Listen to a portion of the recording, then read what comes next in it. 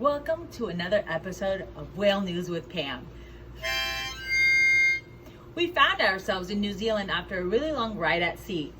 We actually almost hit a freaking iceberg. Brr.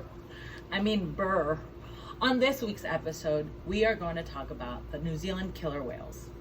Those little buggers. So, orcas in New Zealand can be found swimming around with pods between 6 to 20 individuals.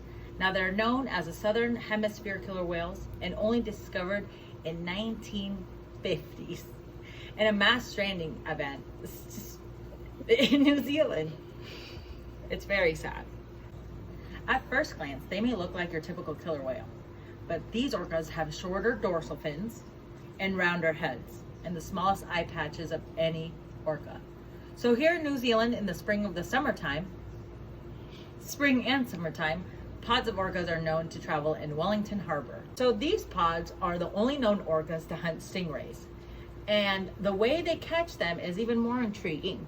So these whales dig into the muddy sea bottom looking for stingrays, and once they find one, they herd it to more shallow water, all while flipping the stingray upside down.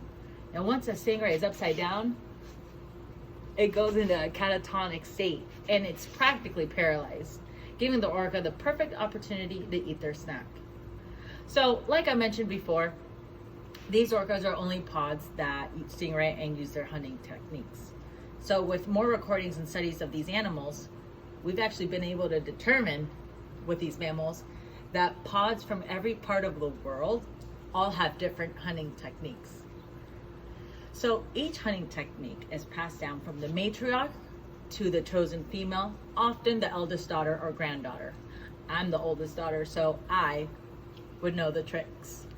So speaking of hunting in Wellington, on July 13th, a pair of teenagers found an orca calf stranded near Wellington, caught in the rocks and separated from its pod. It's 55 degrees out here in New Zealand, but man, I feel like I'm sweating. So hundreds of people have joined their search for the calf's pod, with the rescue teams hopefully that the baby will be reunited with his family again. And the local tribe has named the roughly 6-month-old calf Tau, meaning strong or brave. Now, Dr. Ingrid Weiser, the founder of the Orca Research Trust and my personal hero, said that she's not lost of hope of finding Tau's family. We're rooting for you, little man. So here we are in New Zealand, and come find me in Argentina next week, and hope to see you there for more whale news with Pam.